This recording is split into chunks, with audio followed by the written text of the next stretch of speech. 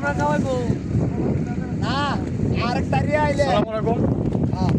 আমরা অনেক বড় একটা হাওড়ের ভিতর ক্ষুদ্র ক্ষুদ্র বা বৃহৎ আকারে যারা দলগতভাবে 2 জন 5 জন 10 জন কৃষক একসাথে কাজ করছি, তাদেরকে আমরা ঘুরে ঘুরে সেবা দিচ্ছি শুকনা খাবারের মাধ্যমে। আমার হাতে দেখতে পাচ্ছেন এগুলো খাবার গজা। কৃষক বাঁচলে দেশ বাঁচবে, কৃষকের পাশে আমরা সহমত পোষণ করি, সর্বক্ষণ চেষ্টা করি কৃষকদের একটু সেবা দেওয়ার জন্য। কৃষক বাঁচলে দেশ বাঁচবে, কৃষক এই দেশের উপকার। কৃষক তার নিজে অর্থনৈতিক চাহিদা ধান ভাত অর্থনৈতিক চাহিদা মিটিয়ে দেশের জন্য কাজ করে যায় প্রতিদিন।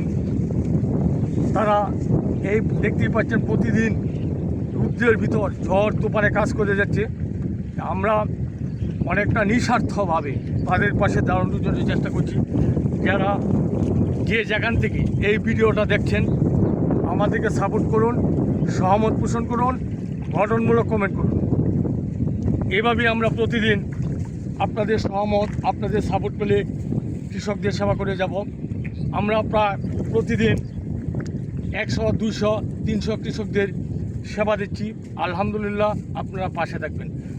আর মাদককে আমরা না বলবো, আমাদের সন্তান আছে, প্রতিদিন তাদেরকে বলবো কোথায় যায়, কীভাবে কোথায় যায়, জঙ্গলে যায়, মাদক খারাপ, যারা মাদক সেবন করে তাদের পাশে কি মাদক কাটছে না ঠিক আছে, এইগুলি কিন্তু আমরা লক্ষ্য রাখবো। প্রতিদিন পরিবর্তনমূলক একটা শাসনের মাধ্যমে থাকবো। মাদক নয়, খরম ধরো, দেশ গড়ো, কৃষকের পাশে থাকো। আসসালামু আলাইকুম। আমি মানবিক একরাম, গৌরীপুর, ময়মনসিংহ, বাংলাদেশ।